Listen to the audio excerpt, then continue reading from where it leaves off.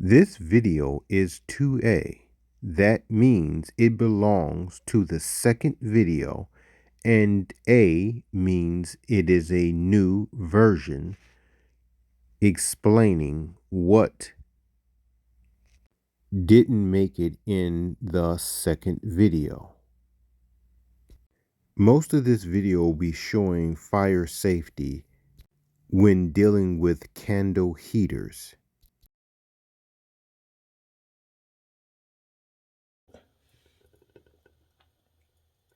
The flame is over the soot catcher. That's why we stopped it the last time. The oil is on fire. And the second thing, this cost $12, and I didn't know if this glass itself would break. So this is a good experiment to find out.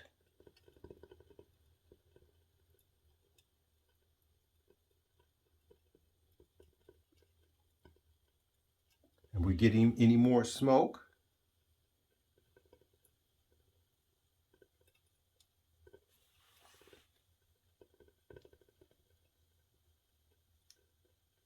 Okay, we're starting to get a little bit smoke coming out on the sides here.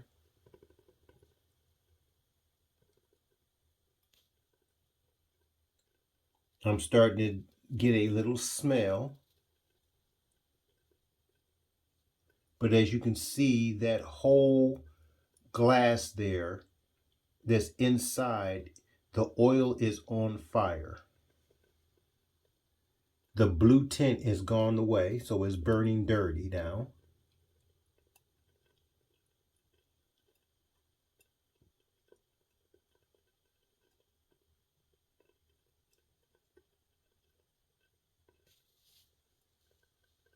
It's still not as much soot as you expect because the chamber is catching most of it.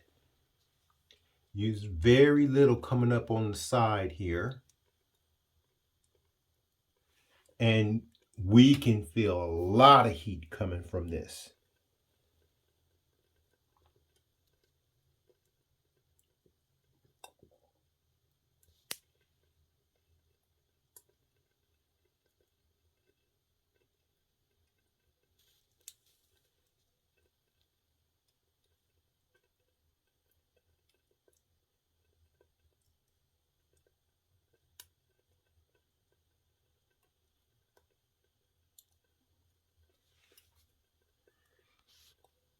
I don't want it to get too smoky in here, so we're going to let this run just a few minutes longer because I see a lot of smoke coming up. I can smell it.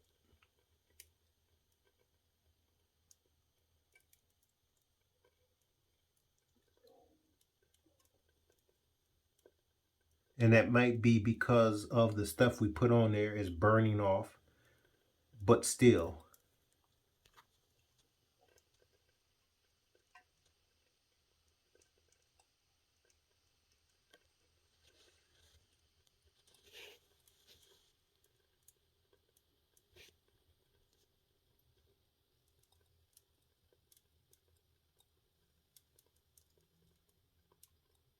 Can you hear those sounds?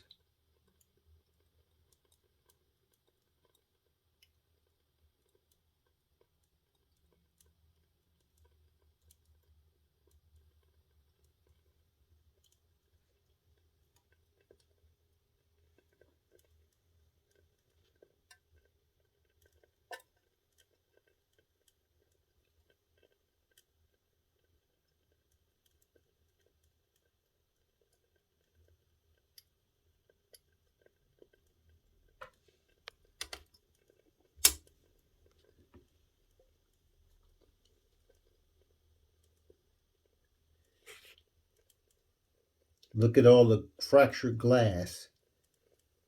That means that oil is ready to come out of there.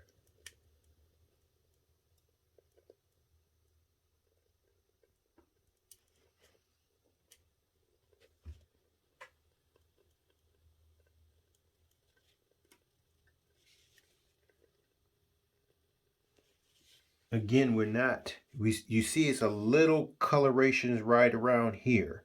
That's where the soot is coming up, but it's just not a heavy smoke. But inside there, in that chamber, you see it is very smoky.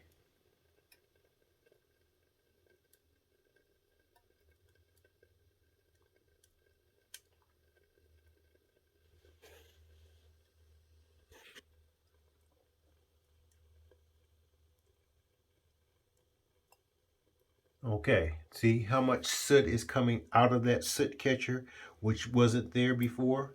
Because that flame is over the top of it. So, like I said, I let it run for a few minutes more to see the results. Now it's time before this whole room is filled with smoke. And look, carbon monoxide is going off. It was at 0, so that means we have to stop this.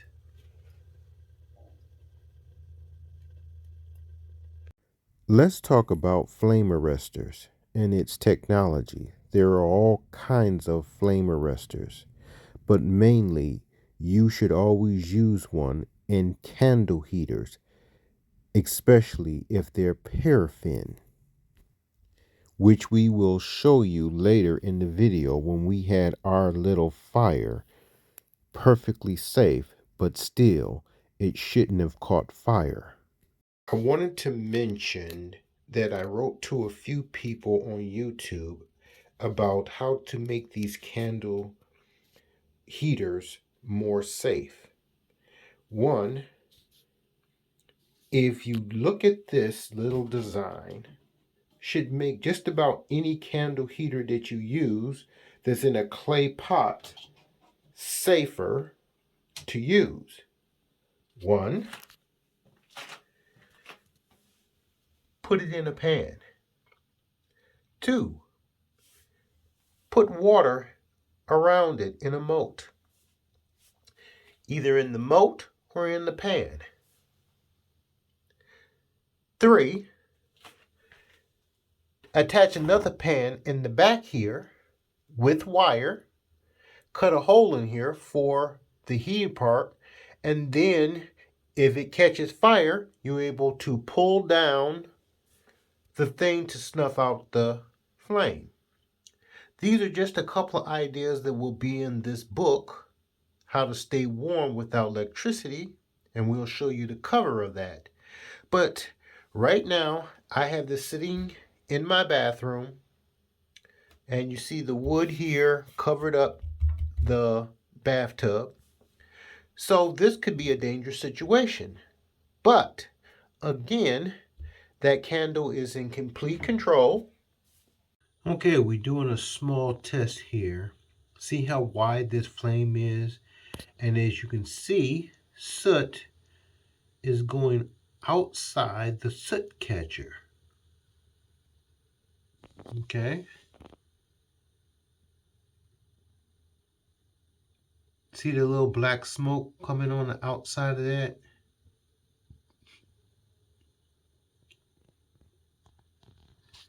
So we want to put a flame restrictor on it. And that's what that is right there. It lets this get oxygen, but it controls the flame in one little area. Let's see if we can get a very good shot of that. And that's a lot of soot. This was done on purpose so that we're not talking about that soot. That sealed a pot that was cracked. But we're talking about the soot that coming on the side of the pot there.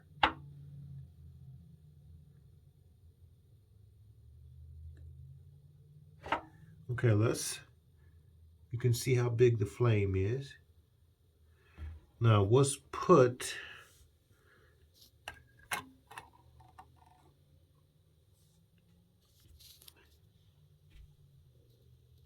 and watch that. Oh, did we knock it out? Hold on. Okay, we had to relight it because we kind of snuffed up the flame there. But as you can see, it's controlling the flame. And don't matter how big that wick is, or I don't know if you can get in there because we darkened up the lamp pretty much. But without that flame restrictor, this flame gets out of control. And as you can see, it is in control right now. And if you take it off,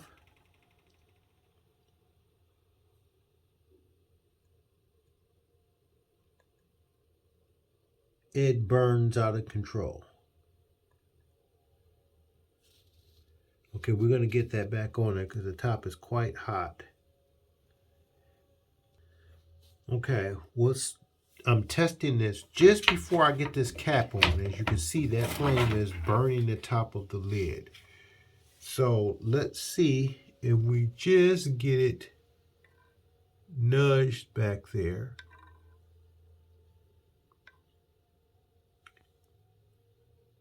We don't want it to go out.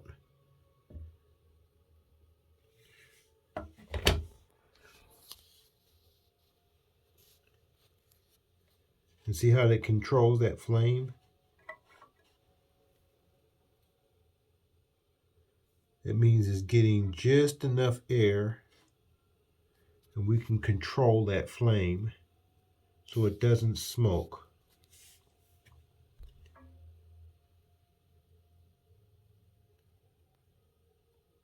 If it does smoke, it gets caught by the soot catcher. And that can burn. I don't care how big the wick is or what's names, it will control that flame from soot.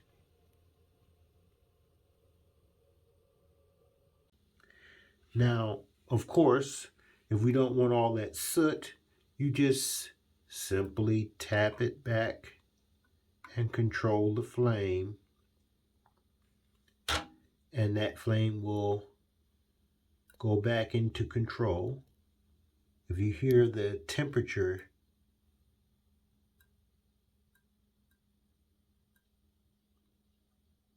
that's the cooling of the pot, the little crackle sounds that you hear. That means that the heat is cooling off. Again, we have other ways to control the flame. So, how many experiments did we do with different types of candles? Well, we did quite a few. And we're going to show you some of them, not all of them. Some of them you'll just have to get the book when it comes out. But we just wanted to give you an idea on all the little ideas that we used and we experimented with to see the best way to stay safe. And we're going to show you why this aluminum pan fireplace was one of the best ideas that anyone in a small space or van should put into practice when they're burning candle heaters. So let's show you when it actually caught on fire. It happened during this experiment, burning these paraffin candles. I was just dozing off when I noticed smoke.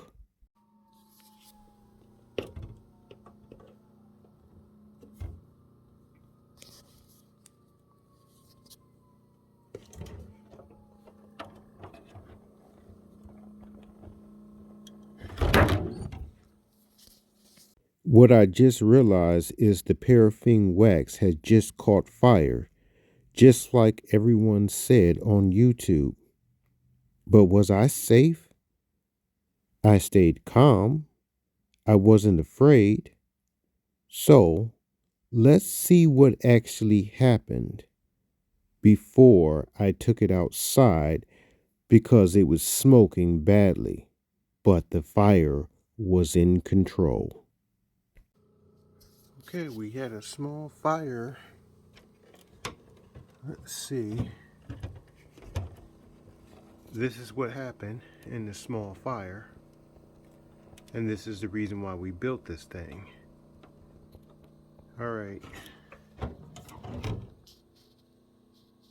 Okay, this was an extension to video 2. That's why we marked it 2A.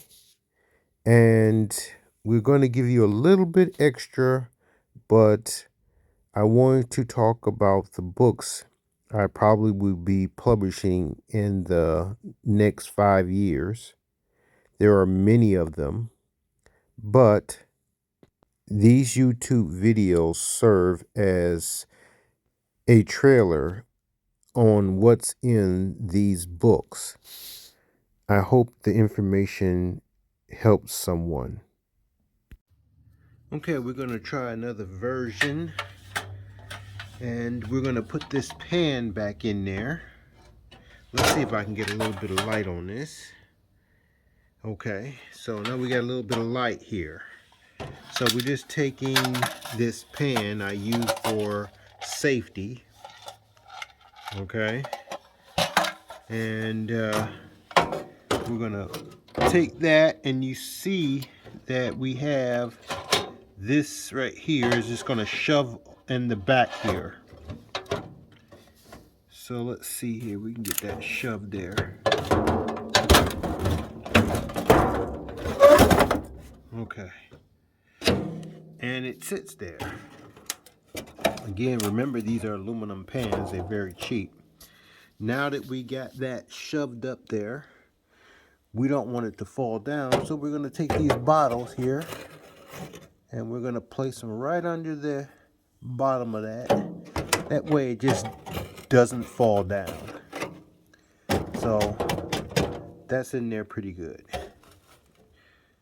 Okay, so let's put our little candle in there, which is a new version. You'll see all the pictures that we gather with different techniques to run and to see what runs best.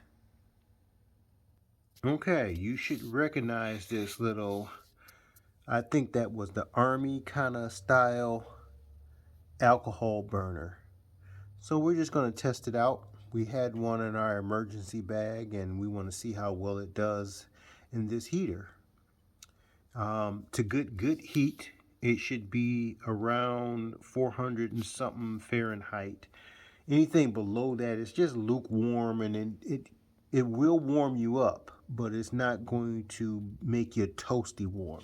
But if you can get this thing up to 400 after, and then when the air blows through it from that fan, it brings the temperature down, you'll be toasty warm. So those are the temperatures that we're looking for. So let's see if we can get this light here.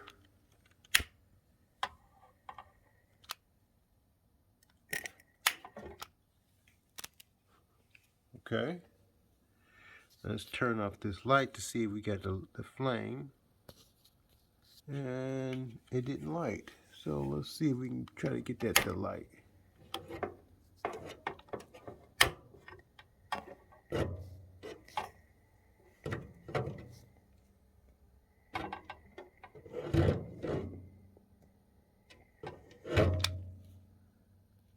Okay, we can't get it to light. Hold on.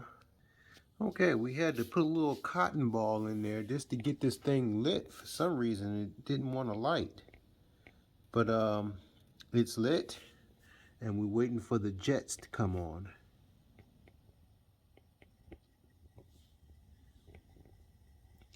The jets.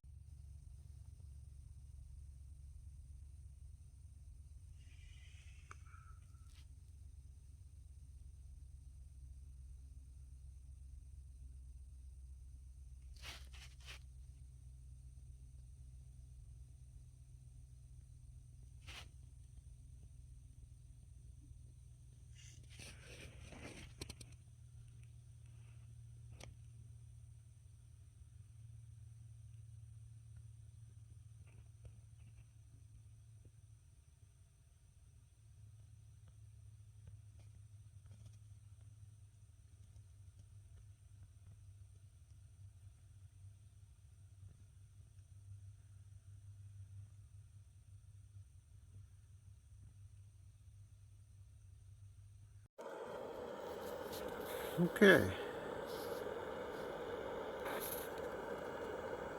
I had to test this for myself. The guy I was communicating said the bottom didn't get hot, so if this thing gets a little bit warm, I'm gonna stop this. I am going to, the flame goes much bigger than this.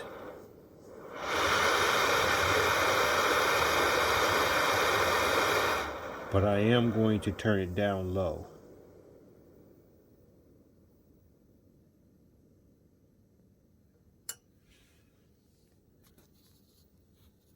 And we're gonna see how well this does. Okay, we're coming outside to check how much damage was done to the little fireplace. As you can see, the handle, which when it got real smoky, I just grabbed the handle, picked it up, and carried it outside and left. So we can see that it was a fire inside that fireplace. And how dangerous was it? How much damage did it cause? So let's see here. And look at all that soot.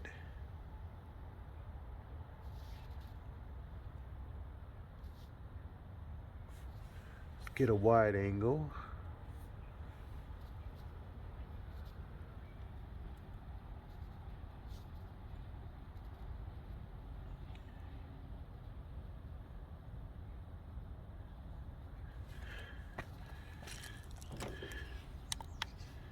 And look how much energy is still left on the battery for the fan.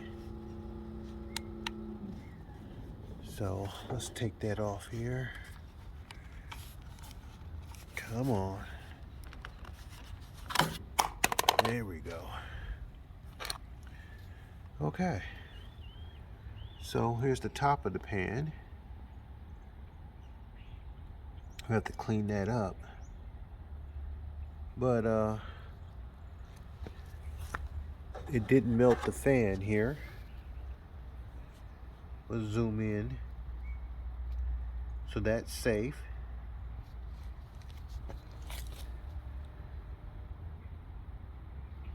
But it did get fired air.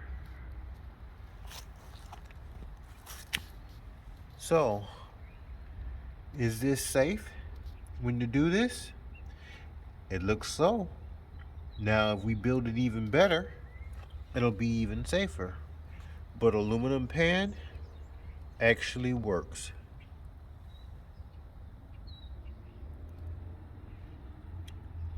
You should always remember to put another tin pan inside the main fireplace.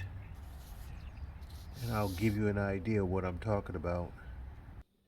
Okay, we're back in, and what I'm talking about, if you have one of those round candle heaters, use a pie pan. If you have a square one, use a square one. If it's big, use a bigger pan.